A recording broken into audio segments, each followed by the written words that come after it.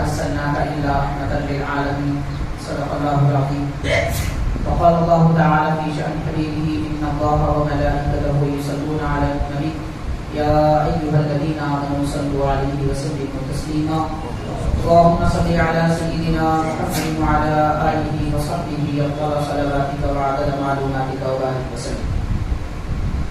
شہر نشین پر جلوہ افروز امام صاحب قبلہ و معزز حاضرین محترم سامعین، السلام علیکم ورحمۃ اللہ وبرکاتہ۔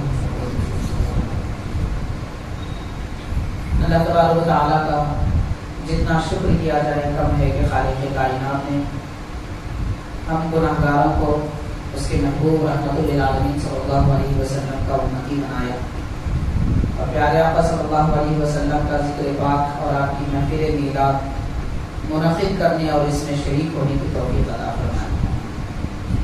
حاضرین، ہماری زندگی میں ویسے ہم بہت سارے کام کرتے آ رہے ہیں، آئندہ بھی کرتے رہیں گے، لیکن جو کام ہم نے دین سمجھ کر حضور نبی کریم صلی اللہ علیہ وسلم کی اطاعت و پیروی سمجھ کر کیا ہے، وہی کام ہمارے آخرت میں کام آئیں گے، ورنہ باقی سب کام ہمارے اعمال اور ہمارے افکار ہواؤں میں روئی کے چھوٹے سے پھائے کی طرح اڑتے ہوئے چلے جائیں گے اور اس کا کوئی فائدہ نہیں ہوگا۔ آج ہم یہاں پیارے نبی صلی اللہ علیہ وسلم کا ذکر میلاد سننے کے لیے جمع ہے، تو یہ ہمارا عمل قبر میں بھی کام آئے گا، حشر میں بھی کام آئے گا۔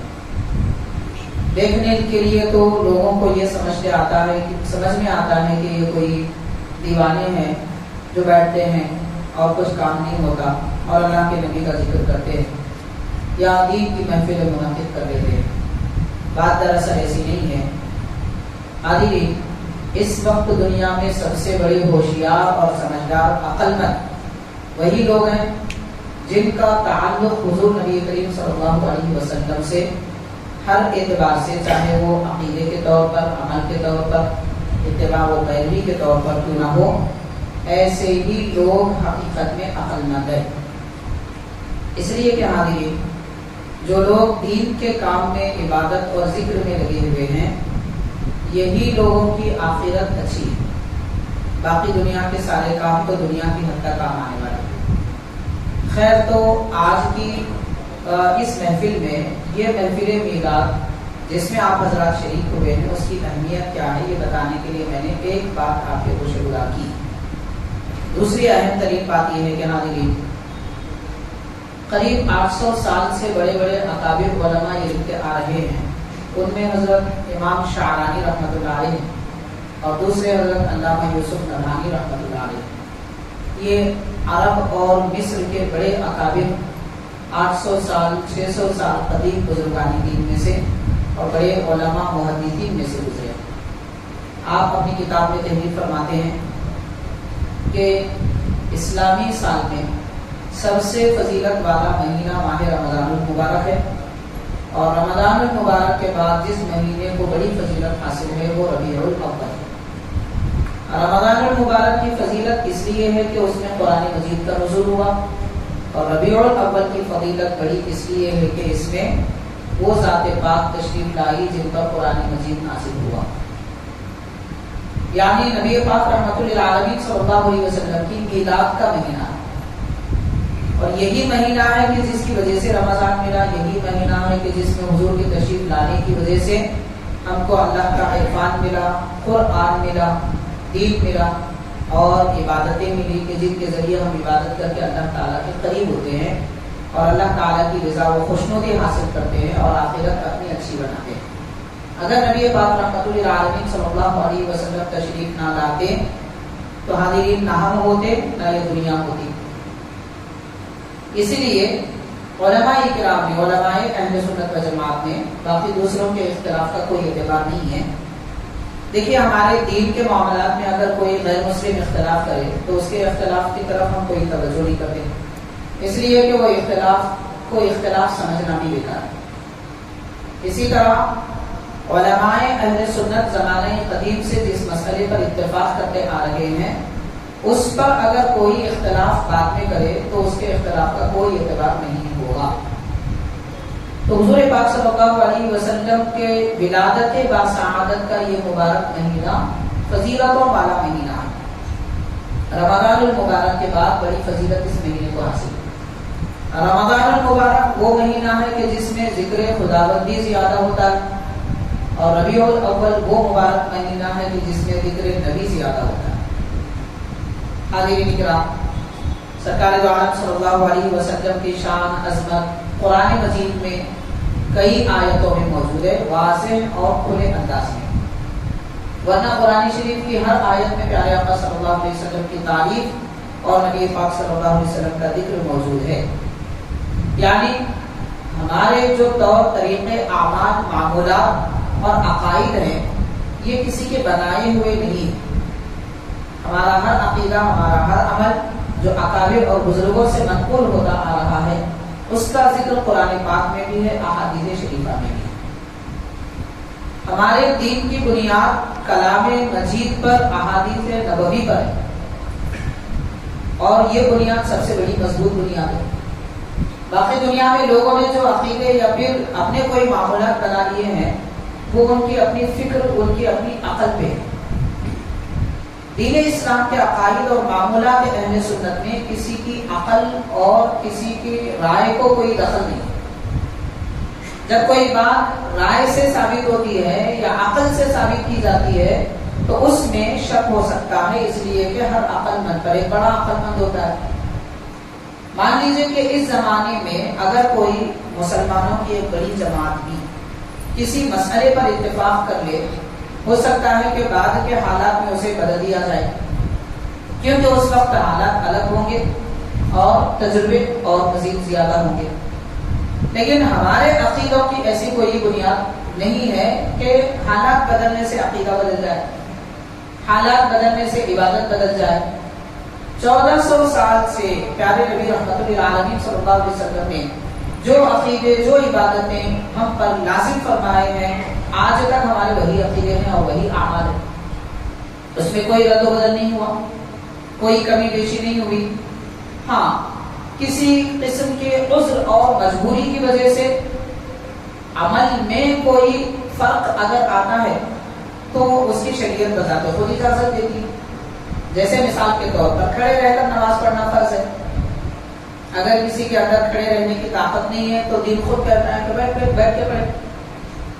یہ رعایت جو دی گئی ہے عذر کی بنیاد پر، یہ بھی دین کی دی ہوئی۔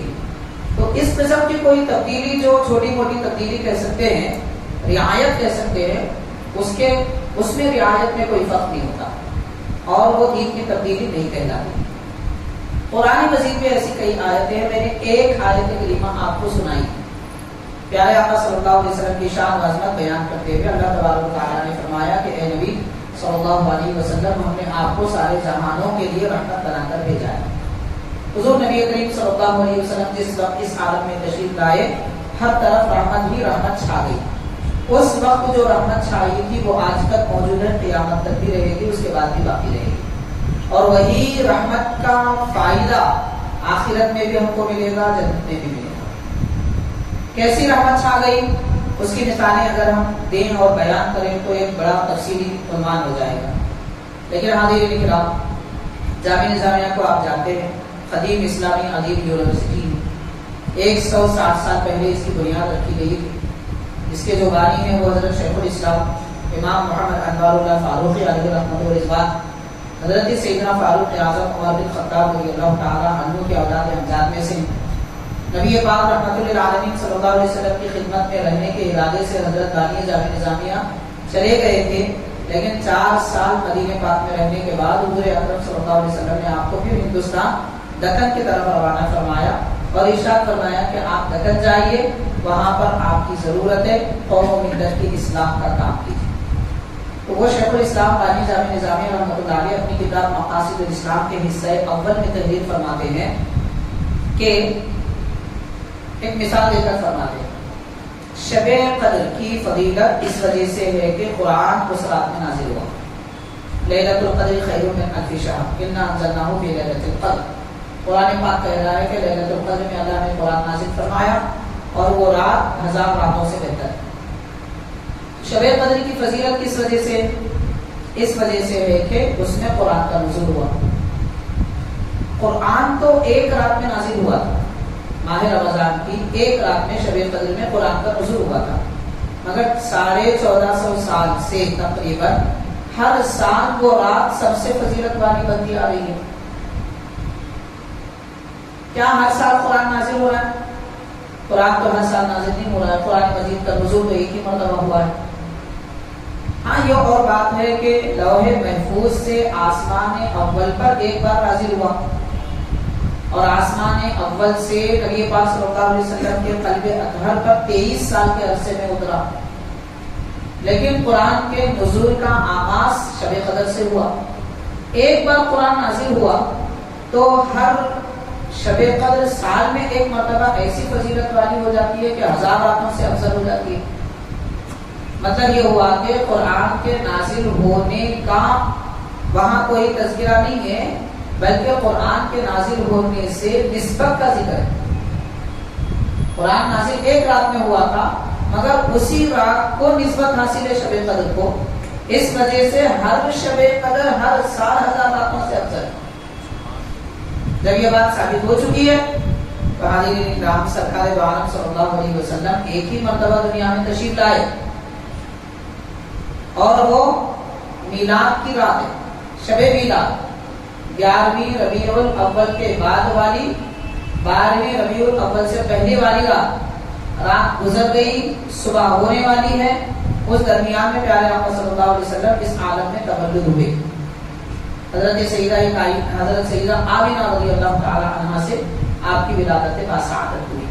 تو سرکار کی ولادت تو ایک بار ہوئی، مگر وہ 11ویں کی شب 12ویں کی شب 11 کے بعد والی اس رات کو، شب میلاد کو حضور کی میلاد سے نسبت ہر سال مل رہی ہے، اس وجہ سے ہر سال کی شب میلاد شب قدر سے افضل ہے۔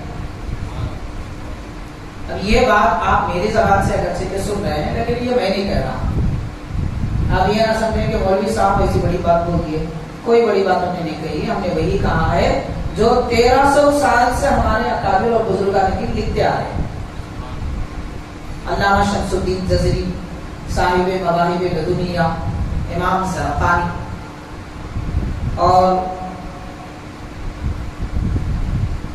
علامہ ابن کثیر، ان کے علاوہ ہمارے دکن کی جو عظیم شخصیتیں، حضرت شیخ الاسلام بانی جامع نظامی رحمۃ اللہ علیہ، اور حضرت محدث ڈاکٹر عبداللہ شاہ نقشبندی رحمۃ اللہ علیہ، اور حضرت ملا علی قاری رحمۃ اللہ علیہ، ایسے بڑے بڑے اکابر جو دین اسلام کے بڑے ستون ہیں، امام ہیں اور محدث ہیں، شارح ہیں حدیث پاک کے، ان سارے بزرگوں نے لکھا ہے کہ شب قدر سے افضل شب میلاد ہے۔ اب غور کیا جا سکتا ہے کہ شب قدر افضل اگر ہے تو ہم کیا کرتے ہیں؟ اب یہاں ہمارے اعمال کے اصلاح کی ضرورت ہے۔ شب قدر جب آتی ہے تو آپ دیکھتے ہیں کہ مسجد نیچے اوپر ساری مسجد کو ہو جاتی ہے، جبکہ شب قدر سے زیادہ فضیلت میلاد کی رات کو ہے۔ پھر یہ میلاد کی شب میں، شب قدر میں آنے والے لوگ کہاں غائب ہو گئے؟ جس رات میں اور زیادہ جمع ہونے کی ضرورت ہے، اس رات میں مسجدیں خالی ہے۔ شب قدر کی فضیلت مسلم ہے، اس میں کوئی شک کی بات نہیں ہے، لیکن جب اس کا اہتمام امت مسلمہ کے پاس اس طریقے سے کیا جاتا ہے تو پھر شب میلاد کا اہتمام اس طریقے سے کیوں نہیں کیا جاتا؟ یہ بات غور کرنے کی۔ ہاں یہ اور بات ہے کہ شب قدر کا ذکر قرآن مجید میں ہے، شب میلاد کا ذکر قرآن مجید میں نہیں ہے، فرق ہے، اس میں کوئی شک کی بات نہیں۔ ہم یہ نہیں کہہ سکتے کہ حضور کی ولادت کی رات کا ذکر بھی قرآن پاک میں ہے، بالکل نہیں۔ کیوں نہیں ہے؟ اس کی بھی ایک وجہ حضرت نے لکھی ہے۔ حضرت بانی جامع نظامی رحمۃ اللہ علیہ نے لکھا ہے مقاصد الاسلام کے 11ویں حصے میں، دراصل اللہ تبارک و تعالیٰ دنیا والوں کو بتانا چاہتا ہے کہ کون میرے نبی سے محبت کرتا ہے اور کون نہیں کرتا، کون محبت کرتا ہے اور کون نہیں کرتا۔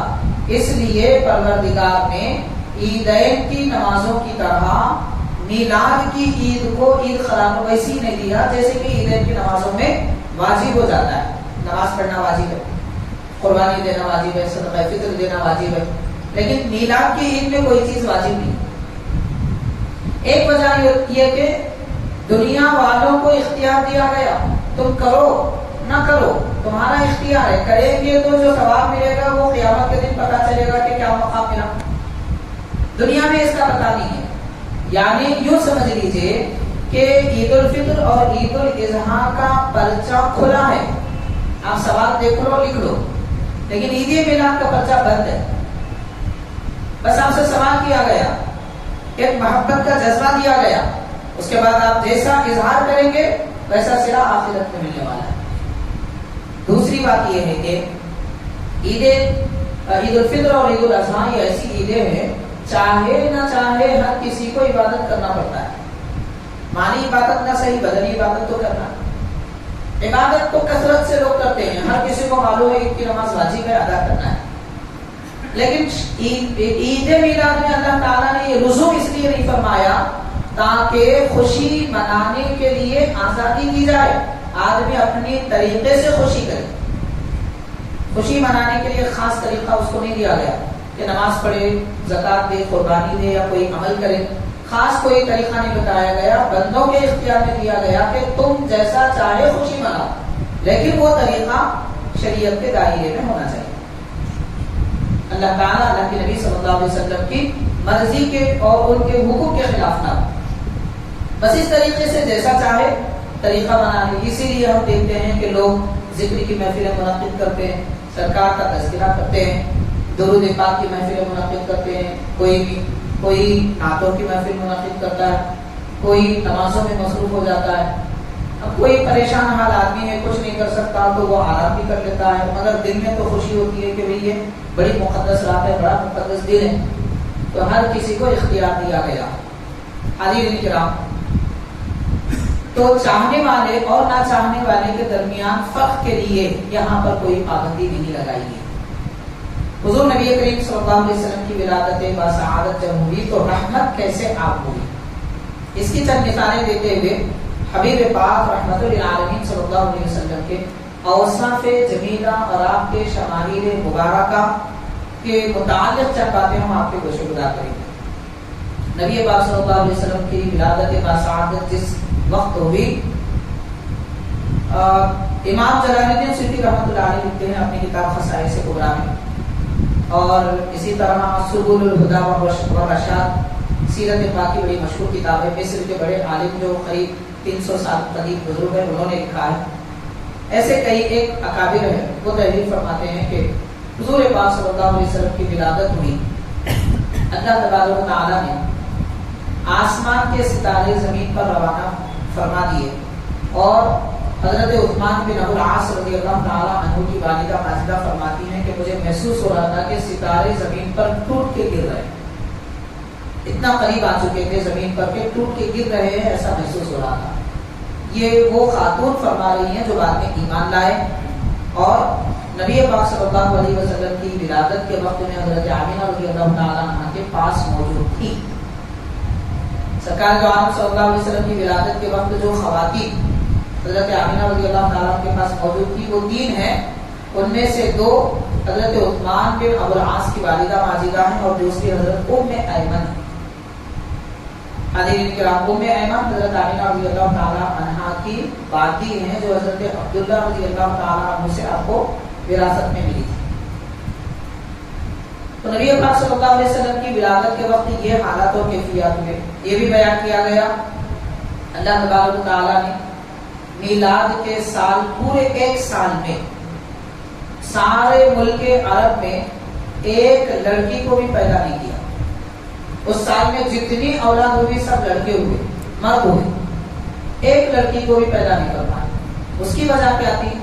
اس کی وجہ یہ تھی کہ اس دور میں, دور جاہلیت میں, جب لڑکی پیدا ہوتی تو پیدا ہونے کے بعد میں ایک عمر کے بعد میں اسے زندہ دفن کر دیتے تھے. ماں چلاتی رہ جاتی, گھر کے افراد چلاتے رہ جاتے, پریشان ہو جاتے, مگر باپ کو رحم نہ آتا, مرد کو رحم نہ آتا, وہ زندہ دفن کر دیتا. تو اس کی وجہ بڑے بڑے اکابر نے یہ لکھی ہے کہ اللہ تبارک و تعالیٰ یہ غم پسند نہیں فرماتا. رب کو میلاد جس سال حضور پاک صلی اللہ علیہ وسلم کی ہوئی اس سال کوئی غم میں رہے اللہ تبارک و تعالیٰ کو یہ پسند نہیں، اس وجہ سے لڑکی کو ہی پیدا نہیں کرنا. تو حاضرین، حضور پاک صلی اللہ علیہ وسلم کس طرح اس عالم میں رحمت بن کر تشریف لائے. نبی پاک صلی اللہ علیہ وسلم کی رحمت کا اگر ہم اندازہ کریں تو یہ بھی ہم جان سکتے ہیں، سمجھ سکتے ہیں کہ دنیا بھر میں عورتوں پر ظلم ہوتا ہے. پیارے آقا علیہ الصلوۃ والسلام نے عورتوں کے متعلق ایک ایسا قانون بنایا کہ اس قانون کی اشاعت اہل اسلام نے دنیا بھر میں اتنی عام کر دی اور پھیلا دی، چاہے نہ چاہے غیر بھی اپنے رسم و رواج سے منہ چڑانے لگے. ہم جانتے ہیں کہ ملک ہندوستان میں ایک زمانے میں مرد کا انتقال ہو جاتا شوہر کا تو بیوی کو زندہ دفن کر دیا جاتا تھا، بلکہ شوہر کے ساتھ جلا دیا جاتا تھا، جسے ستی کی رسم کہتے ہیں. جب اسلام ہندوستان میں آیا تو رسم بالکلیہ طور پر ختم ہو گئی، یعنی یہاں کی عورتوں کو بھی راحت ملی حضور پاک صلی اللہ علیہ وسلم کے میلاد کی وجہ سے.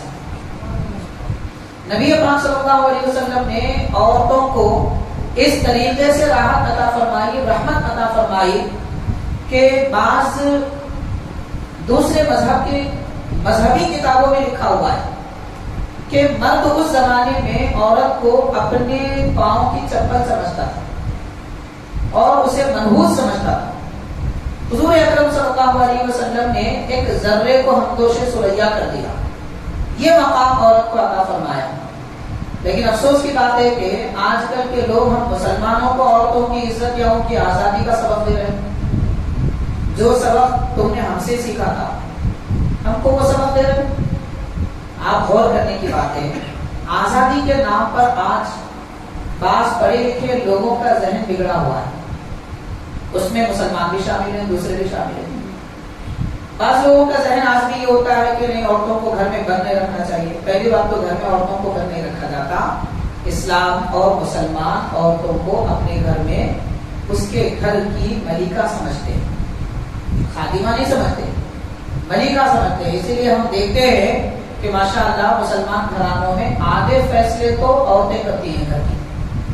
اگر آپ کو یقین نہیں آتا تو آپ شادی ہونے دیکھ لیجیے، کہاں چلتی ہے وہاں پہ کسی مرد کی کچھ نہیں چلتی، سب عورتوں کی چلتی ہے. تو آدھے فیصلے تو عورتیں کرتی ہیں. اگر وہ خادمہ ہوگی ہمارے پاس تو اس کے فیصلے کون مانتا؟ یہ تو ہمارا ایک کلچر ہے جو ہمیں بتا رہا ہے، لوگوں کو بتا رہا ہے کہ اسلام میں مسلمانوں کے پاس کیا مقام ہے.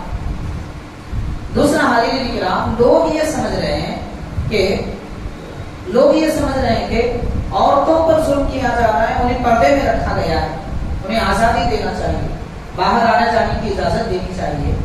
تو آپ اچھی طرح جانتے ہیں، میں ایک مثال دے کر بتانا چاہوں گا کہ کوئی مان لیجیے کہ کوئی بکری مرغی پال رہا ہے اور وہ اپنی مرغی اور بکری کو گھر کے باہر جانے نہیں دیتا. کیوں نہیں جانے دیتا؟ اس لیے کہ اگر مرغی باہر نکلے گی تو کوئی بلی اسے کھا لے گی، بکری اگر باہر نکلے گی تو ہو سکتا ہے کوئی اسے چرا کر لے جائے. تو ایسے ہی رہے ہمارے گھر میں ہماری گھر کی خواتین، ان کو ہم اپنے گھر میں عزت اور اس کی حفاظت کی خاطر رکھتے ہیں. کیا آج ہم کو معلوم نہیں ہے کہ چوراہوں پر دوسرے مقامات پر کیسے بھیڑیے پھر رہے؟ ہم کو ڈر ہے کہ ہماری جو دولت ہے وہ ہماری مائیں، بیٹیاں، بہنیں اور شادی شدہ مردوں کی ان کی بیویاں، یہ ہماری دولت ہے، وہ ہماری عزت ہے، ان کی حفاظت کرنا ہم پر لازم ہے. تو ہم گھر میں اگر انہیں محفوظ رکھتے ہیں تو یہ ان کے تحفظ کی خاطر ہے. آزاد چھوڑ دیا جائے تو پھر زمانے میں کیا ہو رہا ہے سب جانتے ہیں. سوشل میڈیا ساری دنیا کی تصویر بتا رہا ہے، کوئی چیز ڈھکی چھپی نہیں ہے، کوئی بتانے کی ضرورت نہیں ہے. ہاں ضرورتاً عورتوں کو باہر نکلنے کی اجازت ہے. بہرحال ساری بات کا خلاصہ یہ ہے کہ پیارے نبی صلی اللہ علیہ وسلم نے عورتوں کو آزادی عطا فرمائی. سرکار کے تشریف لانے سے پہلے عورتیں قید میں تھی، اسلام نے، نبی نے عورتوں کو آزادی عطا فرمائی. اب آزادی کا تصور بدل چکا ہے. کیسے بنتا ہے میں آپ کو بتانا چاہوں گا. بعض ہماری مائیں بہنیں بھی پڑھی لکھی ہیں، کالجوں کی ہوا ان کو لگ جاتی ہے، یونیورسٹیز میں آزادانہ گھومتے ہیں، بے پردہ رہ جاتے ہیں. ان کو سمجھ میں آتا ہے کہ پردہ ایک قید کی علامت ہے. گھر میں رہیں گے ہم کو نوکری کرنے کی اجازت نہیں ملے گی تو ہم قید میں ہیں، یہ سمجھ رہے ہیں۔ لیکن آپ غور کیجیے، میں ایک مثال دینا چاہوں گا۔ اگر کوئی خاتون کسی کمپنی میں یا کوئی آفس میں کسی جگہ کام کرتی ہے، نوکری کرتی ہے، یا پھر اب ایک ایئر ہوسٹس کی مثال لے لیجیے آپ۔ آج ایسے آزادانہ ذہن کی خواتین اور عورتیں یہ سمجھ رہے ہیں کہ ہم گھر میں کھانا کیوں پکائیں، ہم گھر میں جھاڑو کیوں دیں، مرد عورت دونوں برابر ہیں، مرد کو بھی وہ کام کرنا چاہیے، تو مرد جھاڑو دے اور گھر کا کھانا بنانے لگے تو پھر نوکری کون کریں گے اور گھر بار کون سنبھالے گا؟ یہ بات ہے ایسی، مگر اب اصل بات یہ سمجھ لیجیے آپ کے، عورتیں اگر باہر کام کریں، ایک پلین میں ایئر ہوسٹس ایک عورت اگر ہو، اس کے ذمے کم از کم 50 آدمی تو رہتے ہیں جن کو وہ کھانا پانی پوچھے گی، ظاہر ہے کہ وہ پوچھے گی، سیٹ بیلٹ کیسے لگانا ہے بتائے گی، کیا کرنا ہے یہ ساری تفصیلات بتائے گی۔ تو جو عورت اپنے گھر میں اپنے شوہر کا بستر سیدھا نہیں کر پاتی یا اپنے باپ کے پاؤں نہیں دباتی یا پھر اپنے بھائی کے لیے کھانا نکالنے کو عیب سمجھتی ہے یا بنانے کو برا سمجھتی ہے، تو وہ گھر میں جب تک تھی یا تو وہ اس کے اپنے ذہن کے مطابق یا تو وہ اپنے باپ کی غلام تھی یا بھائی کی غلام تھی یا شوہر کی قید میں تھی، لیکن یہاں 50 لوگوں کی قید میں ہے، تو وہ قید اچھی ہے جو باہر ہے یا پھر وہ قید اچھی ہے جو اندر ہے؟ اگر گھر میں رہنے کو قید سمجھا جا رہا ہے تو ہم سمجھ سکتے ہیں کہ کون سی قید اچھی ہے۔ بہرحال حاضرین کرام، دولت بڑا مشہور ہے کہ ہمارے پاس جو 3 چیزوں کی حفاظت کی جاتی ہے وہ 3 بھی زے سے آتے ہیں، زر، زمین اور زن۔ زر کا مطلب دولت، زمین تو زمین ہے، زن یعنی عورت، یہ تینوں کی حفاظت ہم کرتے ہیں۔ جس طرح ہم اپنی دولت، آپ دیکھیے دنیا میں کوئی آدمی کچھ خریداری کر رہا ہے، اپنے پیسے جیب سے نکالے گا مگر چھپ کے نہیں گا، سب کے سامنے پورے پیسے نہیں گا، کیونکہ دولت زر چھپانے کی چیز ہے۔ زمین بھی لوگ اپنی کتنی خریدے، کہاں موجود ہے، نہیں بتاتے، تو پھر زن کو کیوں بتاتے؟ جب زر اور زمین چھپائی جا رہی ہے تو زن کیوں ظاہر کی جا رہی ہے؟ یہ 3 ایسی چیزیں ہیں کہ ان کا تحفظ کیا جاتا ہے، ان کو چھپایا جاتا ہے، اسی لیے مسلمان ان کا تحفظ کرتے ہیں، حفاظت کرتے ہیں، اور یہ حفاظت کی جو تعلیم ہے نبی پاک صلی اللہ علیہ وسلم نے عطا فرمائی۔ ورنہ اس زمانے میں دور جاہلیت میں ساری سرزمین پہ دنیا بھر میں عورتوں کو لوگ بھیڑیوں کی نظر سے دیکھتے تھے، پیارے آقا نے ان پر پردہ ڈال دیا، ان کے نظروں کو حکم دیا کہ نیچے کرو، اور ان کو پردے میں رکھ کے حکم فرمایا کہ تم حفاظت میں رہو۔ یہ میلاد کا تصدق ہے، نبی پاک صلی اللہ علیہ وسلم کی تعلیمات کا صدقہ ہے کہ آج ہم کو یہ رحمت ملی ہے۔ معزز حاضرین، حضور نبی کریم صلی اللہ علیہ وسلم کے اوصاف ضمیرہ وغیرہ کا آغاز ہم کریں گے آپ کی مہر نبوت سے۔ سیرت ابن اسحاق، سیرت ابن ہشام، یہ حدیث سیرت کی بڑی مشہور کتابیں ہیں، قریب 800 سال قدیم کتابیں ہیں، اور یہ امہات الکتب سمجھی جاتی ہیں سیرت میں، یعنی حضور پاک صلی اللہ علیہ وسلم کی سیرت پر جتنی کتابیں لکھی گئی ان میں سے چند اہم کتابیں ہیں کہ انہی سے سب لے کر لکھتے ہیں، اس میں یہ 2 اہم کتابیں ہیں، ابن اسحاق اور ابن ہشام۔ حاضرین اکرام، ان 2 کتابوں میں بھی لکھا جاتا ہے نبی پاک صلی اللہ علیہ وسلم کی جب ولادت باسعادت ہوئی، یہودی شہر مکہ میں گھومنے لگے، گلی گلی کوچا کوچا جا کر پوچھنے لگے کہ کیا تمہارے گھر کوئی لڑکے کی ولادت ہوئی، کوئی بچہ پیدا ہوا ہے؟ ڈھونڈتے ڈھونڈتے حضرت عبد المطلب رضی اللہ تعالیٰ کے پاس آئے، نبی پاک صلی اللہ علیہ وسلم کے دادا حضرت کے پاس۔ آپ نے فرمایا کہ ہاں میرے پاس میرے گھر میرے پوترے کا تولد ہوا ہے۔ تو یہودی آئے اور چہرہ دیکھے، دیکھتے ہی کہنے لگے کہ یہ کوئی عام بچہ نہیں ہے، اور اس کے بعد کہا کہ آپ ذرا ان کی پشت بتائیے، پیٹھ بتائیے، ہم اطمینان کرنا چاہتے ہیں۔ جب نبی پاک رحمت للعالمین صلی اللہ علیہ وسلم کی پشت اگھر یہودی نے دیکھی، دیکھتے ہی وہ بے ہوش ہو گئے۔ کچھ دیر کے بعد ہوش میں آیا اور کہنے لگا کہ اے یہودیوں سن لو، تمہاری سلطنت کا خاتمہ ہو چکا ہے، خاتم النبیین اب پیدا ہو چکے ہیں۔ وہ یہودی تھا، عالم تھا، آسمانی کتابوں کو پڑھا ہوا تھا، وہ جانتا تھا کہ جب حبیب پاک رحمت للعالمین صلی اللہ علیہ وسلم تشریف لائیں گے تو دنیا میں یہودیت ختم ہو جائے گی، اور ان کا روب و دبدبا، ان کی چال بازیاں سب میڈیا میں ہو جائیں گے۔ اس لیے اعلان کر دیا نبی پاک صلی اللہ علیہ وسلم کو خاتم النبیین ہے۔ اس نے کیسے پہچانا؟ وہ کہتا ہے کہ میں نے ہر بچے کی پیٹھ نہیں دیکھی جس کا چہرہ دیکھنے کے بعد مجھے یقین ہوا کہ یہ خاتم النبیین ہے، تبھی میں نے ان کی پشت دیکھی تو پشت اطہر پر دو مونڈوں کے درمیان میں مہر نبوت کی علامت پائی۔ مہر نبوت کیا ہے؟ مہر نبوت دراصل حضور پاک صلی اللہ علیہ وسلم کی پشت اطہر کے درمیان میں گوشت کا ابھرا ہوا ایک حصہ ہے جس پر محمد رسول اللہ صلی اللہ علیہ وسلم لکھا ہوا ہے، کسی قلم سے نہیں، کسی اور چیز سے نہیں، قدرتی طور پر لکھا ہوا ہے۔ اور اس مہر نبوت کے جو گوشت کا ابھرا ہوا حصہ ہے اس کے اطراف میں چند موئے مبارک ابھرے ہوئے ہیں، اور یہ مہر نبوت آسمانی کتابوں میں ذکر کر دی گئی تھی کہ جو خاتم النبیین تشریف لائیں گے ان کے پیٹھ پر مہر نبوت ہوگا۔ یہ اس بات کی علامت ہوگی کہ یہ اللہ کے آخری نبی ہیں، تو ختم نبوت کی علامت ہے۔ حاضرین اکرام، احادیث سے بات میں واضح آتا ہے، مستدرک حاکم وغیرہ میں ملتا ہے ہم کو کہ حضور نبی کریم صلی اللہ علیہ وسلم نے ارشاد فرمایا، اللہ تبارک و تعالیٰ نے ہر نبی کو نبی ہونے کی ایک نشانی دی۔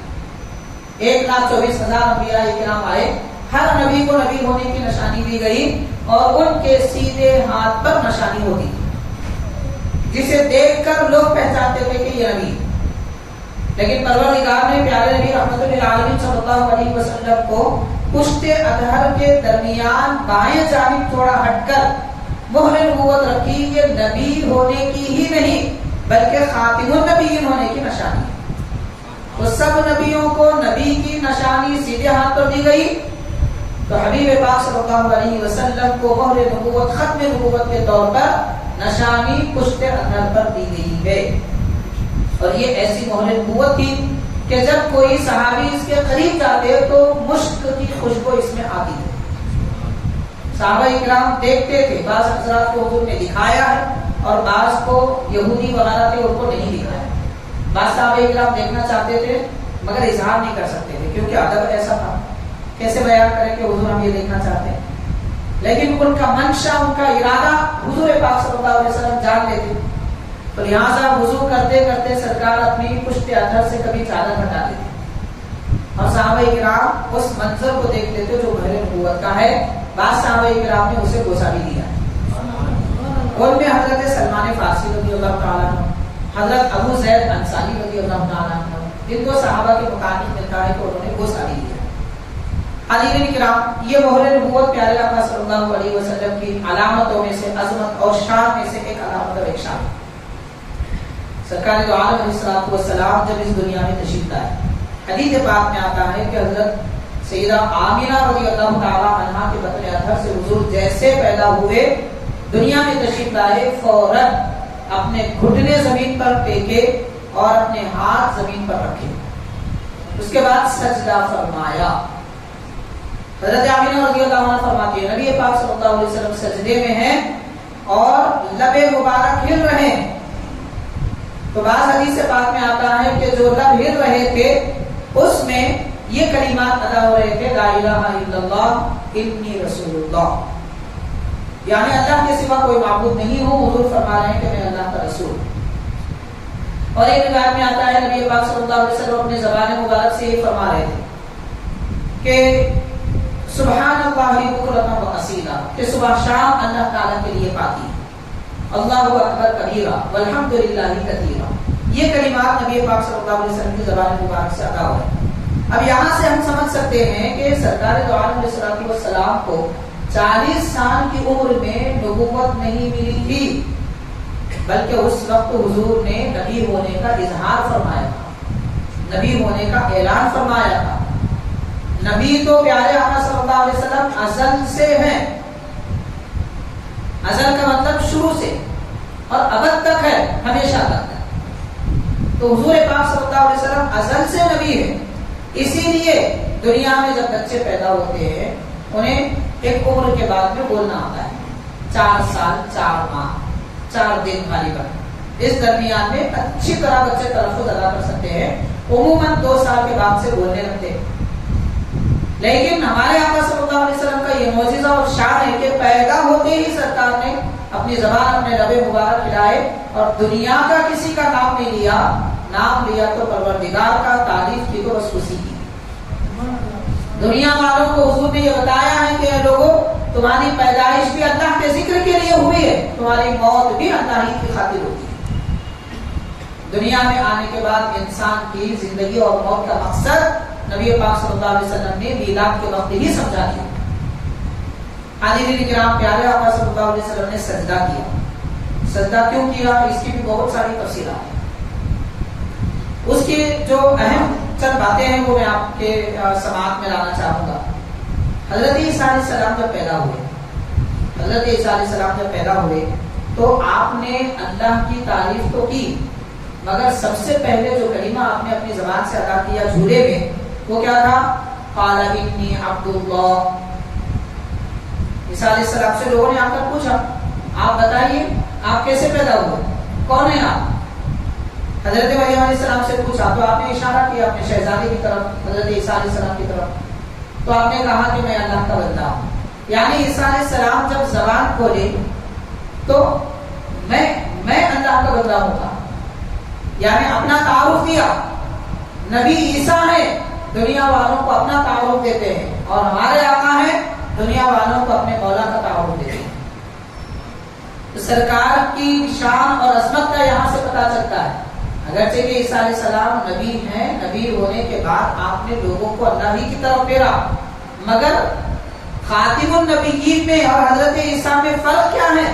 بات تو انہوں نے بھی کیا تھا بچپن میں، بات نبی بھی کر رہے ہیں، مگر انہوں نے اپنا تعارف دیا تھا، سرکار نے اللہ کا تعارف لوگوں کو بتایا۔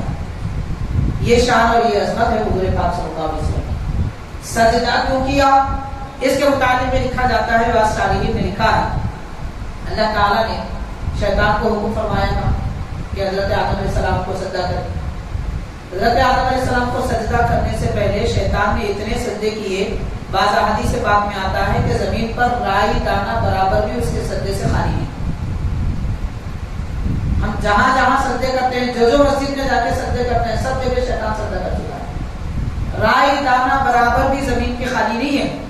اب اس میں وہ بھی ہے کہ سمندر کا پانی کبھی آگے آتا ہے کبھی پیچھے جاتا ہے، جہاں تک سمندر کا پانی پیچھے جا چکا ہے، جائے گا، وہاں تک بھی اس نے سجدہ کیا۔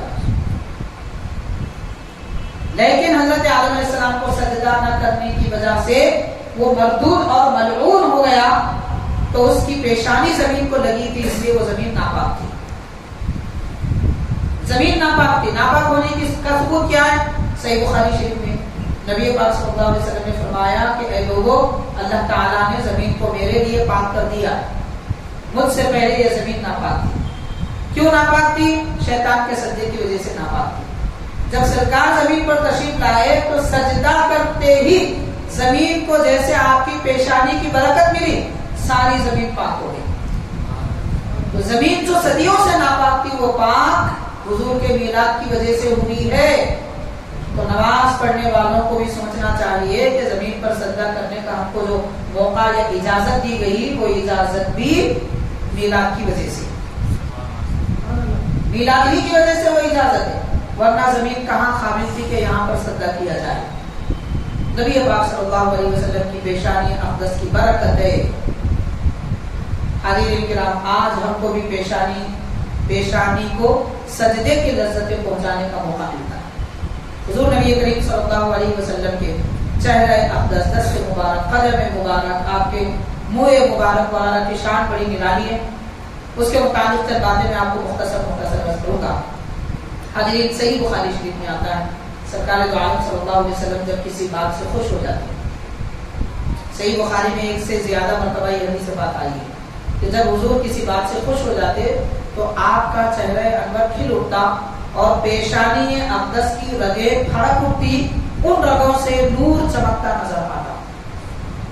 حدیث پاک صحابہ کرام کے اقوال ہیں، اذا سر استنار وجهه وتبرق اساریر وجهه، یعنی حضور جب خوش ہو جاتے تو چہرہ انور چمک اٹھتا اور پیشانی اقدس کی رگیں بھی منور ہو جایا کرتی۔ نبی پاک صلی اللہ علیہ وسلم کے چہرے انور کا ذکر حدیث پاک میں بخاری میں اس انداز میں کیا جا رہا ہے اور یہ وہ چہرہ ہے جس کا تذکرہ قرآن مجید میں اللہ تعالیٰ نے کلام پاک میں ارشاد فرمایا قد نرى تقلب وجهك في السماء کہ نبی صلی اللہ علیہ وسلم آپ کے چہرے کو آسمان کی طرف اٹھانے کو ہم دیکھ رہے ہیں. یہ ہمارے آقا صلی اللہ علیہ وسلم کا چہرہ ہے کہ جس کو دیکھنے کے بعد مشرکین بھی کہتے تھے، سرکار کا چہرہ دیکھنے کے بعد مشرکین بھی کہتے تھے یہ وہ چہرہ نہیں ہو سکتا جو جھوٹ بولے. اسی لیے بڑی بڑی عورتیں مشرکین کی کہتی تھی کہ بیٹا، اپنے بچوں کو نصیحت کرتی تھی عورتیں کہ ایک نبی تشریف لائے ہیں، وہ اعلان کر رہے ہیں کہ اللہ کے نبی ہے، ان کی باتوں میں نہ آنا، ان کے قریب نہ جانا، ان کو دیکھنا بھی نہیں، کیونکہ جو ان کو دیکھتا ہے فریفتہ ہو جاتا ہے، جو ان کی بات سن لیتا ہے دین پھیر دیتا ہے. ایک صحابی رسول ہے حضرت پرصافہ رضی اللہ تعالی، بات یہ سرکار کے چہرے پاک کے دیکھنے کی آتی ہے تو میں اس سے متعلق خرچ کر رہا ہوں. سبل الہدی والرشاد میں خصائص کبریٰ میں یہ حدیث پاک ہے.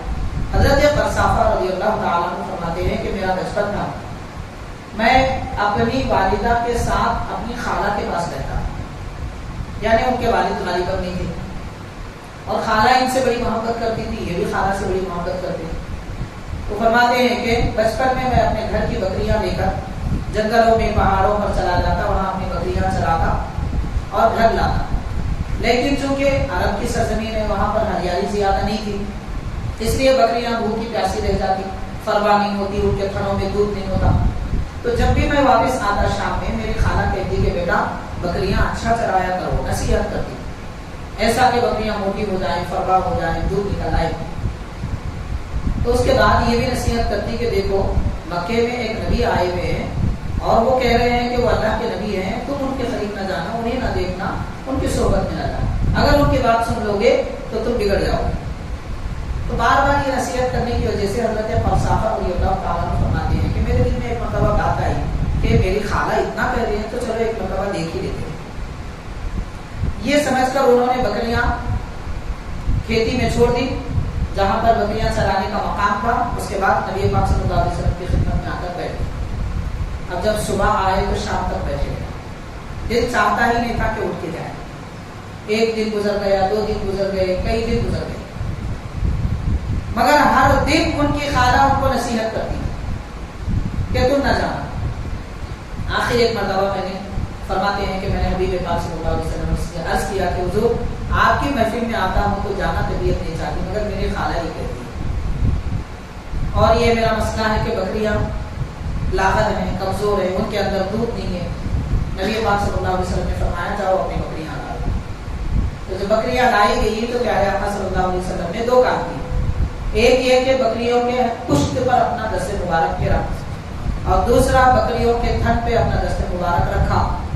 جیسے یہ عمل ہونا تھا بکریاں موٹی ہو گئی. اب آپ غور کیجئے کہ بکریوں کو 1 آدھ مہینہ شاید بھر کے کھلایا جائے تب جا کے موٹی ہوں گی، مگر یہاں دست پاک کی یہ شان کیوں نہ ہو کہ یہ تو ید اللہ ہے، جس کو قرآن مجید میں ید اللہ کہا، ید اللہ فوق ایدیہم، اللہ کا دست قدرت، نبی پاک صلی اللہ علیہ وسلم کا ہاتھ مبارک ہے. تو جیسے جس ارادے سے حضور اپنا دست مبارک پھیر دیتے وہ برکت اس میں آ جائے. بکریاں فروا بھی ہو گئی، تھنوں میں دودھ بھی آ گیا. سرکار نے فرمایا اب لے جاؤ. وہ لے کر چلے گئے. خالہ نے دیکھا، فرمایا بیٹا آج بکریاں بڑی تندرست دکھ رہی ہے، اب تو اس میں دودھ بھی نظر آ رہا ہے، ایسے ہی بکریوں کو چروایا کر. تو حضرت پرصافہ رضی اللہ عنہ فرماتی ہے کہ فرماتے ہیں میری خالہ جان، میں بکریاں نہیں چرائی اور کئی دنوں سے میں بکریاں نہیں چرا رہا ہوں، میں تو اس نبی کے دربار میں جا کے آ رہا ہوں جہاں جانے سے آپ روکتے تھے. تو ان کو غصہ آیا تو انہوں نے کہا کہ یہ جو بکری آپ کی فروا نظر آ رہی ہے یہ اسی نبی کے دست پاک کی برکت ہے. وہ دیکھنے کے بعد ان کو یقین ہو گیا اور وہ اپنی خالہ والدہ کو حضور کی خدمت میں لائی. پھر وہ مشرف اسلام میں گئے. تو حاضرین اکرام، پیارے آقا صلی اللہ علیہ وسلم کا چہرہ نہ دیکھو کہنے والے خود جب دیکھ لیتے، بلکہ اوصاف جمیلہ بھی سن لیتے، شان و عظمت بھی سن لیتے، تو ان کے دل کی کایا پلٹ جاتی. یہ مقام اور مرتبہ ہمارے آقا صلی اللہ علیہ وسلم کا ہے.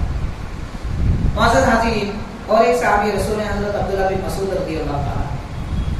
شیخ الاسلام بانی جامع نظامی علیہ رحمۃ اللہ نے اپنی کتاب مقاصد الاسلام حصہ 90 حصے میں تحریر فرمایا. میں نے 3 کتابوں کے اب تک آپ کو حوالے دیے حضرت کی. تو فرماتے ہیں کہ حضرت عبداللہ بن مسعود رضی اللہ تعالیٰ عنہ ریگستان میں بکریاں لے کر جا رہے ہیں اور غالباً یہ ہجرت کے موقع کی بات ہے۔ نبی پاک صلی اللہ علیہ وسلم حضرت ابوبکر صدیق رضی اللہ تعالیٰ عنہ ہجرت کے لیے مدینہ پاک کا رخ کیے ہوئے تھے۔ راستے میں یہ نظر آئے، بھوک پیاس وغیرہ لگ رہی تھی۔ نبی پاک صلی اللہ علیہ وسلم نے دیکھ کر فرمایا کہ ابوبکر دیکھو یہ کس کی بکریاں ہیں، کیا وہ بکریوں میں دودھ ہے؟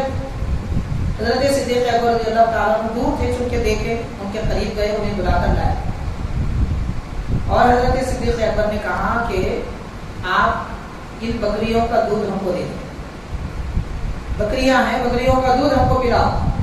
دیکھیں حضرت عبداللہ بن مسعود رضی اللہ عنہ خود فرماتے ہیں، وہ تو صحابی رسول ہے اور صحابہ کرام میں بڑے بڑے فقہاء میں ان کا شمار ہوتا ہے۔ امام اعظم ابو حنیفہ رحمۃ اللہ علیہ نے فقہ حنفی کی جو بنیاد رکھی، حضرت عبداللہ بن مسعود رضی اللہ تعالیٰ عنہ کی فقہ پر رکھی۔ تو وہ صحابی بچپن میں کہہ رہے ہیں کہ میں کم عمر تھا لیکن مجھے یہ بات سمجھ میں نہیں آئی، پسند نہیں آئی، میں نے کہا کہ یہ بکریاں میری نہیں ہیں، یہ تو میری ایک خاتون ہے، ایک ملکہ ہے اس کی، میں ان کی بکریاں چرا رہا ہوں، اور جب یہ بکری میری نہیں ہے تو میں آپ کو دودھ کیسے پلاؤں، اجازت کیسے دوں؟ حاضرین کرام، اب آپ تصور کریں کہ جس قوم میں شراب پینا جائز تھا، کیا وہ قوم کسی اور کی بکریوں کا دودھ پلانے سے گریز کر سکتی ہے؟ یہ ممکن نہیں تھا، مگر یہ ہمارے آقا کی صحبت کا اثر ہے۔ حضرت عبداللہ بن مسعود ابھی دور تھے، جب قریب آئے تو یہ بات کر رہے ہیں۔ آئے کیوں تھے؟ اسی لیے تو آئے تھے کہ بکریوں کا دودھ پلائیں، لیکن قریب آنے کے بعد ان کے ایمان کی کیفیت بدل گئی، دل کی کیفیت بدل گئی۔ سرکار دو عالم صلی اللہ علیہ وسلم پاک ہیں، طاہر ہیں، بے اجازت کسی کی چیز استعمال نہیں فرماتے۔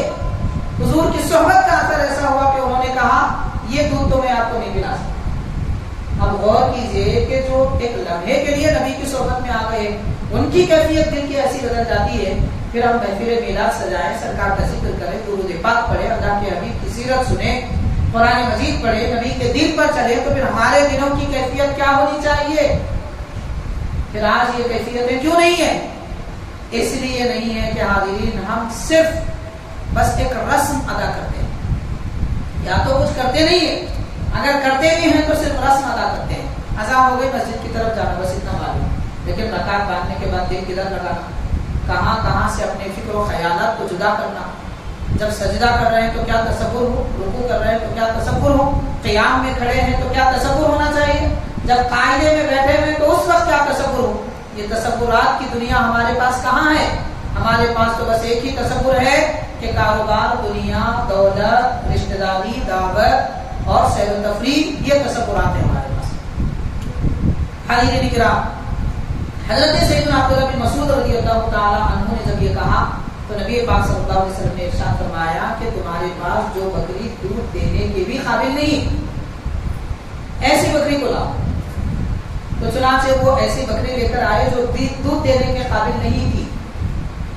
پیارے آقا صلی اللہ علیہ وسلم نے اس بکری کے تھن پہ اپنا دست مبارک رکھا، صدیق اکبر رضی اللہ عنہ سے فرمایا کہ دودھ دو، نچوڑو۔ جیسے انہوں نے دودھ نچوڑا، ساتھ میں جو برتن تھا وہ برتن بھر گیا، تینوں حضرات بھی پی لیے، اس کے باوجود وہ بکری کا تھن بھرا رہا۔ حاضرین کرام، اب یہاں ایک اہم بات وہ سمجھنے کی یہ ہے کہ بکری کسی اور کی تھی، اس کی اجازت کے بغیر سرکار نے دودھ کیسے دیا؟ یہ تو ممکن نہیں ہے۔ اللہ کے نبی نبی ہیں، نبی کی شان تو یہ ہے کہ امانتیں سکھانے کے لیے تشریف لائیں، پھر کیا حضور پاک صلی اللہ علیہ وسلم نے بغیر اجازت کے یہ دودھ استعمال کیا؟ ایک شبہ پیدا ہو سکتا ہے، اگر آپ کے دل میں پیدا نہ ہو تو بھی کوئی اور آپ کے دل میں ڈال سکتا ہے، بعد میں بولے گا ارے یہ واقعہ تو سنا ہے بھائی، مگر ایسا ویسا ہوتا ہے، یہ ہو سکتا ہے۔ تو حاضرین کرام، اس کا جواب آج سے 150 سال پہلے حضرت بانی جامع نظامیہ امام اکبر اللہ فاروقی رحمۃ اللہ علیہ نے لکھا ہے۔ آپ نے تحریر فرمایا کہ وہ بکری اس قابل تھی کہ دودھ بھی نہیں دے سکتی، تو جو بکری دودھ نہیں دے سکتی اس میں دودھ آیا کہاں سے؟ تو وہ دودھ حضور پاک صلی اللہ علیہ وسلم کے معجزے سے آیا، دست مبارک کی برکت سے آیا، تو وہ دودھ بکری کا نہیں ہوا بلکہ وہ تو خود نبی پاک صلی اللہ علیہ وسلم کا دودھ ہے۔ تو حضور اپنا دودھ اپنی مرضی سے پیئیں، کسی اور کو پلائے، تو اس میں کیا قباحت ہے؟ پھر تھن تو بکری کا تھا نا، تو وہ تھن استعمال کرنے کی اجازت عبداللہ بن مسعود سے حضور نے لے لی تھی. یہ ایسا ہی ہے جیسے کہ کسی کا گھڑا لے کر ہم پانی بھر کے اپنا پانی پی رہے ہیں، تو کسی کی اجازت سے خالی برتن لے کر ہم اس میں اپنی اشیاء ڈال کر استعمال کریں تو وہ منع کیسے ہو سکتا ہے؟ یہ کیفیت ہے، اس کو سمجھنے کی ضرورت ہے. حاضرین کرام، سرکار دو عالم رحمۃ للعالمین صلی اللہ علیہ وسلم کے چہرے انور کی یہ شان، دست مبارک کی یہ شان، قدم مبارک کے متعلق پیارے آقا صلی اللہ علیہ وسلم کے کیا کچھ نہیں ذکر کیا جاتا. باضابطہ احادیث پاک میں آتا ہے نبی پاک علیہ الصلوۃ والسلام جب قدم مبارک رکھتے، حضور کے قدموں کی قوت دیکھی ہے. حضرت حلیمہ سعدیہ رضی اللہ تعالیٰ عنہ فرماتی ہیں، علامہ یوسف نبہانی رحمۃ اللہ علیہ اپنی کتاب میں لکھتے ہیں معجزات سید المرسلین میں، یہ تحریر فرماتے ہیں کہ نبی پاک صلی اللہ علیہ وسلم حضرت حلیمہ رضی اللہ تعالیٰ عنہ کے پاس تھے غالباً 18 مہینے تھے. 2 مرتبہ، ایک بار حضرت حلیمہ رضی اللہ تعالیٰ عنہ لے کر آئی، پھر 1 سال پر حضرت آمنہ رضی اللہ تعالیٰ عنہ کے پاس واپس لے گئی، پھر 1-2 دن کے بعد پھر واپس لائی، پھر 8 مہینے کے بعد 6 مہینے کے بعد پھر واپس لی. اس طرح تقریباً 18 مہینے نبی پاک صلی اللہ علیہ وسلم حضرت حلیمہ رضی اللہ تعالیٰ عنہ کے پاس. آپ ارشاد فرماتی ہیں کہ 8 دن نہیں گزرے تھے کہ پیارے نبی صلی اللہ علیہ وسلم ریگنے لگے، اور قریب 2 مہینے کی جب عمر شریف تھی پیارے آقا صلی اللہ علیہ وسلم کی، تو 2 مہینے کی عمر میں دیوار پکڑ کے چلتے تھے، اور جب 1 سال کی عمر ہوئی تو بڑے آدمی جیسے تیز رفتاری سے دوڑتے ہیں، نبی پاک صلی اللہ علیہ وسلم 1 سال کی عمر میں ویسے دوڑتے بھی تھے اور تیر کا نشان بھی لگاتے تھے کہ وہ نشان چوکتا رہے. یہ ہمارے آقا صلی اللہ علیہ وسلم کے قدموں کی قوت ہے، اور یہ بیان وہ حضرات کر رہے ہیں جنہوں نے دیکھا ہے. اب 1400 سال کے بعد کوئی آدمی کہے کہ بھئی ہماری سمجھ میں نہیں آتا، کوئی بات نہیں، آپ کی سمجھ اتنی بڑی کہاں ہے کہ بڑے لوگوں کی باتیں سمجھ سکتے. بڑی باتیں سمجھنے کے لیے سمجھ کو بھی بڑی ہونا پڑتا. چھوٹے بچے سے آپ کہیے کہ وہ چاند جو اوپر ہے اس پہ جا کے آئے آج کل لوگ، تو بچہ بولے گا ایسا کیسا ہوتا، چھت پہ بغیر سیڑھی کے نہیں چڑھ سکتے، چاند پہ سیڑھی لگائے کیا پوچھتا. اس لیے کہ اس کی جتنی سمجھ ہے اتنی بات کرتا. تو حاضرین اکرام، ایسے ہی اگر کسی کو بات نہیں سمجھ میں آ رہی ہے تو وہ دین میں ابھی بچے ہیں، دین کامل طور پر نہیں سمجھے. اب یہ نہ سمجھ لیجیے کہ میری عقل بڑی ہے، دین بڑا ہے، عقل چھوٹی ہے. ہاں، عقل سلیم اگر ہے تو وہ دین کو سمجھ سکتا ہے. اس لیے دعا بھی کرنا چاہیے، اللہ عقل سلیم عطا فرما تاکہ تیرے دین کو سمجھ سکے. نبی پاک رحمۃ للعالمین صلی اللہ علیہ وسلم کے قدم مبارک کی یہ کیفیت ہے. حاضرین کرام، یہ بھی روایات میں لکھا جاتا ہے سرکار دو عالم علیہ السلام اگر پتھر پر آپ کا قدم مبارک پڑتا تو وہاں پر نشان آ جاتا، اور ریتی نرم زمین پر حضور پاک صلی اللہ علیہ وسلم تشریف لے جاتے، قدم مبارک حضور پاک صلی اللہ علیہ وسلم جب جوتا یا نعلین شریف پہنتے تو اس کا نشان نہیں بیٹھتا. باضابطہ قدم مبارک پتھر پر ہو تو نشان آتا، مگر ریتیلی زمین یا نرم زمین ہوتی تو اس پر نشان نہیں بیٹھتا. اللہ تعالیٰ نے پیارے آقا صلی اللہ علیہ وسلم کے جسد مبارک کی حالت اور کیفیت بالکل آپ انسانوں سے جدا رکھی. ہم پتھر پہ مارے بھی تو ہڈی ٹوٹ جائے گی مگر نشان نہیں آئے گا، لیکن نبی پاک صلی اللہ علیہ وسلم بآسانی بھی تشریف لے جاتے تو نشان بیٹھ جاتا. اور نرم زمین پر ہم کوشش بھی کریں کہ نشان نہ بیٹھے تو بھی بیٹھ جاتا ہے، لیکن نبی پاک صلی اللہ علیہ وسلم کی کیفیت الگ تھی. اب یہاں سے ہم سمجھ سکتے ہیں جو لوگ یہ کہتے ہیں کہ موضوع اللہ ہماری حفاظت فرمائے ایسی بدعقیدگی سے کہ حضور ہمارے جیسے بشر ہیں. موضوع حاضرین کرام، ہمارے جیسے بشر ہیں تو پھر نبی پاک صلی اللہ علیہ وسلم کے جیسا نشان ہم سے کیوں نہیں بیٹھتا، اور ریتی پر ہمارا نشان کیوں نہیں بیٹھتا، مٹ کیوں نہیں جاتا، اثر کیوں آتا ہے، ہمارے جیسے نہیں ہے. دوسری بات یہ ہے کہ سرکار دو عالم صلی اللہ علیہ وسلم کے جسم اقدس پر مکھی نہیں بیٹھتی، مکھی نہیں بیٹھتی تھی. ہم اڑاتے بھی ہیں تو مکھی بیٹھ جاتی.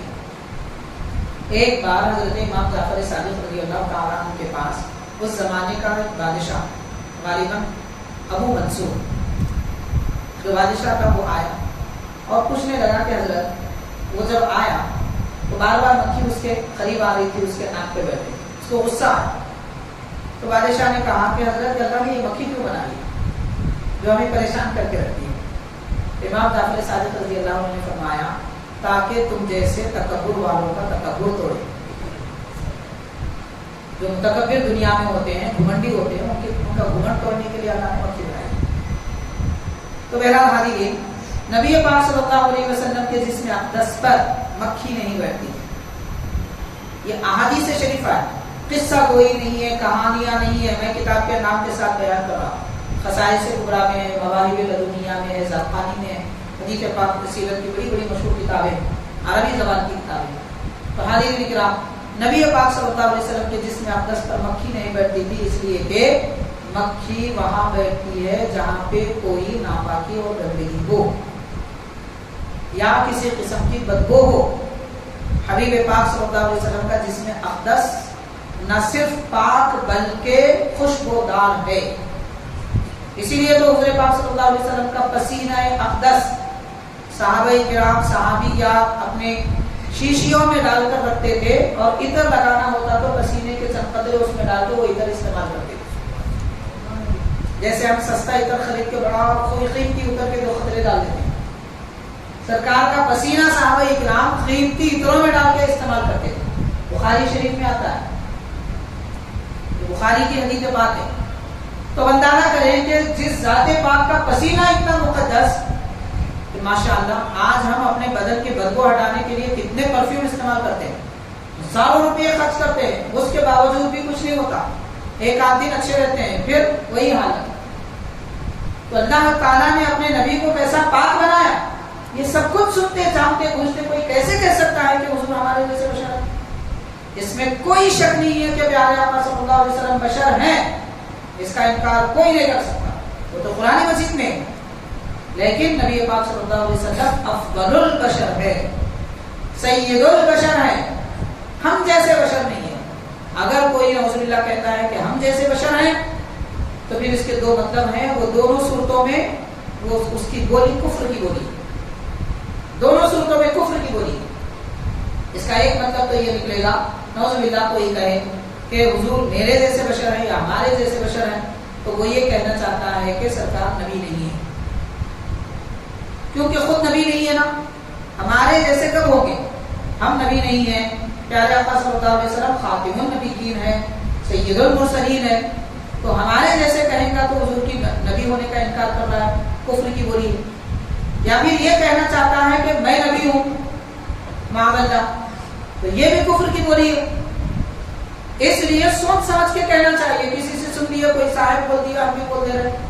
دین اتنا آسان نہیں ہے کہ ہر سنی ہوئی بات دوسروں تک پہنچائی جائے، بلکہ یہاں سیکھنے کی ضرورت پڑتی ہے، اور یہ سیکھنا زندگی بھر رہتا ہے. علم جھولے سے لے کر ڈولے تک چلتا رہتا ہے، اس کے سیکھنے کا وقت اتنا لگتا ہے. حاضرین کرام، نبی پاک رحمت للعالمین صلی اللہ علیہ وسلم کی شان و عظمت جتنی بیان کی جائے گا، ان میں سے 1-2 باتیں عرض کر کے بس تھوڑی دیر میں ہم اپنی گفتگو ختم کریں گے. پیارے آقا رحمت للعالمین صلی اللہ علیہ وسلم کی عظمت و شان اگر ہم دیکھنا سننا جاننا چاہتے ہیں تو معزز حاضرین، نبی پاک صلی اللہ علیہ وسلم کی یہ بھی شان ہے کہ سرکار کے زمانے میں جن حضرات نے سرکار کو دیکھا وہ صحابی ہو گئے، اور اتنی بڑی فضیلت ان کو ملی کہ انبیاء کرام کے سوا سارے جہاں میں سب سے افضل، نبیوں کے سوا سارے جہاں میں سب سے افضل، حتیٰ کہ خاص طور پر حضرت ابوبکر صدیق رضی اللہ تعالیٰ عنہ، حضرت عمر رضی اللہ تعالیٰ عنہ کے بارے میں یہ بھی ملتا ہے جبریل علیہ السلام کے علاوہ باقی فرشتوں سے بھی افضل. اتنی بڑی فضیلت صحابہ کرام کو حاصل ہے صرف اس وجہ سے کہ حالت ایمان میں سرکار کی صحبت میں رہے، حضور پاک صلی اللہ علیہ وسلم سے محبت کیے، اللہ کے نبی کے ہر حکم کے سامنے اپنی گردن جھکائے. تو جو سرکار کو دیکھتے ہیں زندگی میں ان کا یہ مقام ہے. لیکن نبی پاک صلی اللہ علیہ وسلم نے قیامت تک آنے والی امت کو بھی محروم نہیں رکھا، بلکہ سرکار نے یہ خوشخبری عطا فرمائی. خوشخبری عطا فرمائی، ارشاد فرمایا من رآنی فی المنام فقد رآنی، کہ جس نے مجھے خواب میں دیکھا اس نے مجھے کو دیکھا۔ فإن الشیطان لا یتمثل بی، اس لیے کہ شیطان میری صورت میں نہیں آ سکتا۔ شیطان ہر کسی کی صورت لے سکتا ہے، مگر نبی پاک صلی اللہ علیہ وسلم کی صورت و شکل میں خواب میں بھی نہیں آ سکتا۔ بیداری تو بڑی بات ہے، حقیقت میں تو ممکن ہی نہیں ہے، خواب میں بھی نہیں آ سکتا۔ کیوں نہیں آ سکتا؟ اس لیے کہ حاضرین حضور اکرم صلی اللہ علیہ وسلم بے مثل و بے مثال ہیں۔ شیطان کو اگر یہ اختیار دیا جاتا وہ ہر کسی کی صورت میں آ سکتا ہے، ہر کسی کی صورت میں آ سکتا ہے۔ نبی کی صورت میں اگر آنے کا امکان ہوتا تو پھر وہ امتیاز اور وہ شان کہاں باقی رہتی؟ اللہ تعالیٰ نے پیارے آقا کی شان و عظمت ایسی بنائی، کوئی آپ کے جیسا نہیں، جو سب کے جیسا بن سکتا ہے وہ بھی حضور کے جیسا نہیں بن سکتا، جو اپنے باپ کے جیسا بھی نہیں بن سکتا وہ کیسے دعویٰ کر سکتا ہے کہ میں نبی کے جیسا ہوں؟ غور کرنے کی بات ہے۔ اور حاضرین کرام، اس لیے بھی اللہ تعالیٰ نے شیطان کو اختیار نہ دیا کہ وہ سرکار کی صورت و شباہت اختیار کرے، کہ سرکار عین نور ہیں اور شیطان نار ہے، آگ ہے۔ نور اور نار ایک جیسے نہیں ہو سکتے، تو یہ ممکن نہیں ہے کہ آگ سے بنا ہوا نورانی ذات پاک کے جیسا بن سکے۔ تیسری اہم بات یہ ہے کہ حضور پاک صلی اللہ علیہ وسلم اپنی امت کو قیامت تک اپنے دیدار سے سرفراز فرمانا چاہتے ہیں۔ دروازہ حضور کے جلوے کا کھلا ہے، کون جمع مرد ہے جو اس دروازے میں داخل ہو؟ یہ ہمارے اختیار میں، ہماری چاہت پر ہے۔ آج آپ دیکھیں کہ کوئی ایک بڑا مشہور آدمی کسی گلی میں آ جائے، ساری گلی ایک کونے سے دوسرے کونے تک فل ہو جاتی ہے، ہر کوئی دیکھنے کو آ جاتا ہے۔ مگر افسوس کی بات ہے کہ جس ذات پاک، جس نبی کے صدقے میں ہم کو ایمان ملا، زندگی ملی اور اسلام کا گھرانہ ملا، قرآن ملا، اتنی نعمتیں ملی، آخرت میں جنت ملنے والی ہے، اسی ایمان کی بنیاد پر اس نبی پاک کو دیکھنے کی کوئی خواہش تو بڑی بات تصور تک نہیں ہے۔ کبھی خیال بھی نہیں آتا کہ حضور کو دیکھیں۔ ہم کیسے مسلمان ہیں؟ دنیا میں سارے اچھے مناظر دیکھنے کی خواہش ہے، مگر حبیب پاک صلی اللہ علیہ وسلم کا جلوہ دیکھنے کی خواہش نہیں ہے۔ بڑے افسوس کی بات ہے۔ ہاں، یہ اتنا آسان بھی نہیں ہے، یہ جلوہ نظر آنا اتنا آسان بھی نہیں ہے ہماری محنت سے اگر دیکھنا چاہیں تو، مگر سرکار جس کو نظر آنا چاہے تو وہ تو حضور کی عطا ہے، کس کو بھی نظر آ سکتے، کافر کو بھی نظر آ سکتے، یہ کوئی بڑی بات نہیں۔ اب کس کافر کو حضور نظر آئے اور وہ کیسے مسلمان ہوئے، اس کی ایک لمبی تفصیل ہے، اس پر بھی اگر ہم واقعات بیان کریں گے تو آپ کو ایک 40 واقعات تو مل جاتے ہیں کہ کون سے کافر کے خواب میں حضور تشریف لائے، اس کے بعد وہ مسلمان ہے۔ یعنی سرکار کرم فرمانا چاہیں تو کفر کو بھی توڑ دیتے ہیں خواب کی حالت میں۔ آج ہم یہ دعائیں تو کر سکتے ہیں کہ مولا دنیا میں جتنے کٹر ہیں، مسلم دشمن ہیں، ان کو نبی کا دیدار عطا فرمائے، کم از کم وہ تو مسلمان ہو جائے۔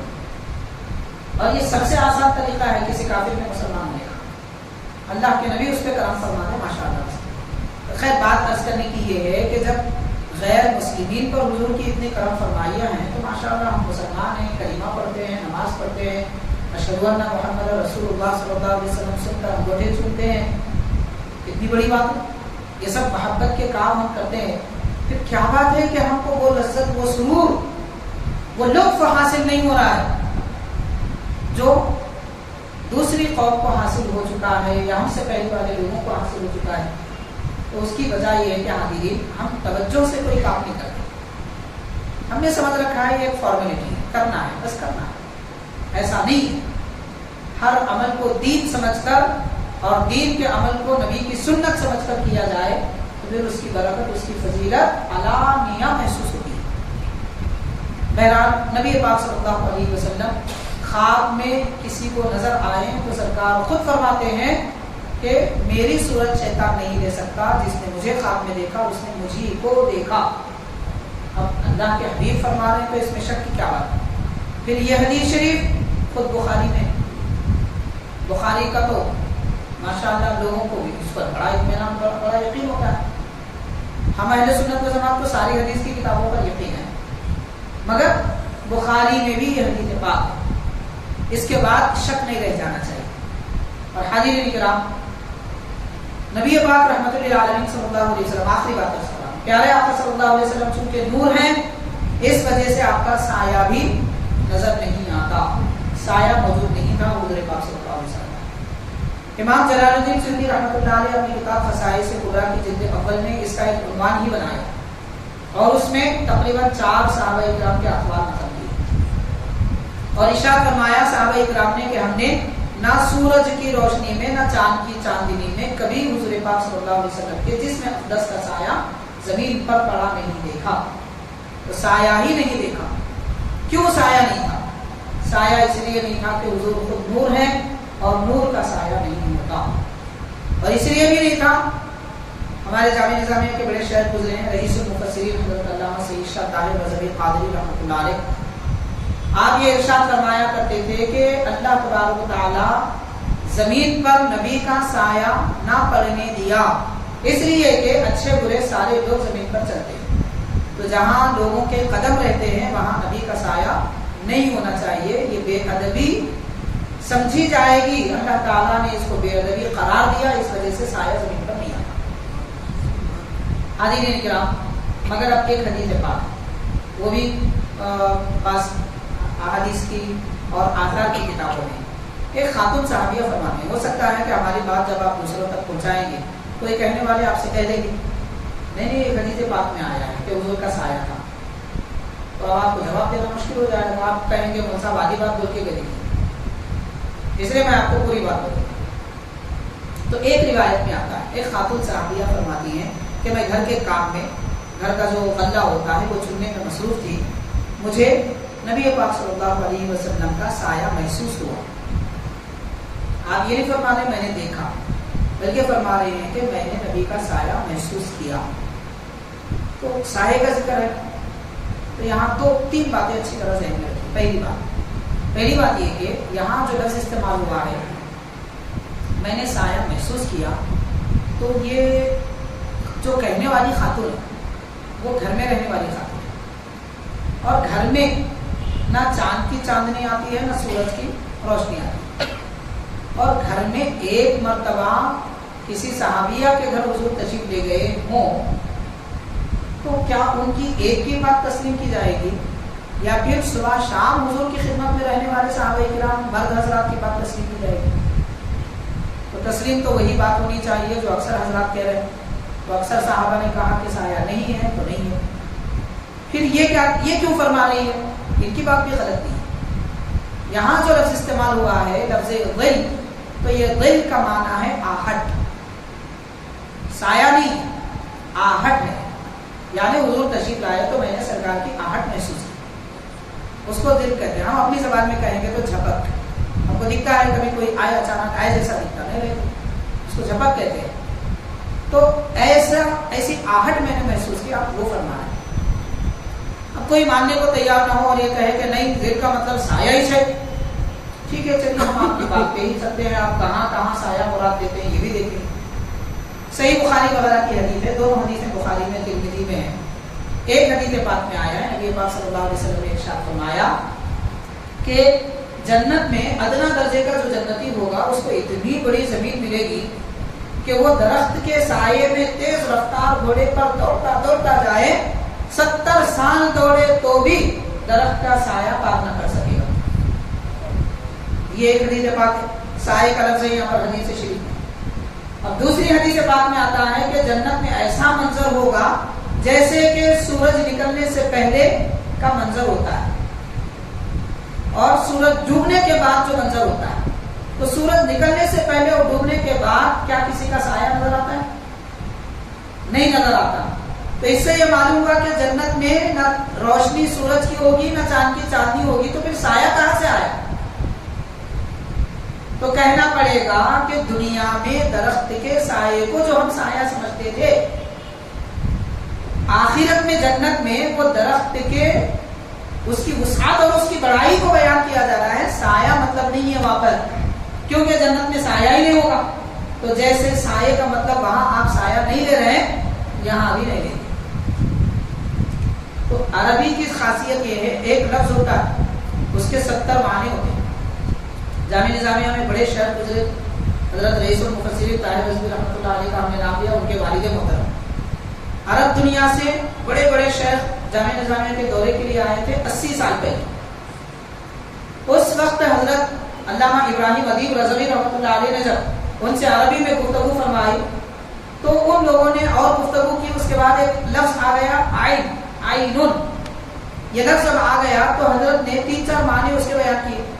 عرب کے علماء دنگ رہ گئے کہ عین کے اتنے معنی، تو آپ نے فرمایا بیٹھو ابھی سناتا ہوں، 70 معنی سنائے، ایک لفظ عین کے 70 مطلب بتائے، اور نہ صرف بتائے بلکہ قرآن حدیث اور عرب کے شعراء کے شعر سے دلیل دیے کہ یہ لفظ یہاں یہ معنی میں ہے، وہی لفظ یہاں یہ معنی میں ہے۔ مثال کے طور پہ لفظ عین، عین کا معنی گھٹنا ہے، عین کا معنی ٹخنا ہے، عین کا معنی سونا ہے، عین کا معنی کوئی خاص چیز ہے۔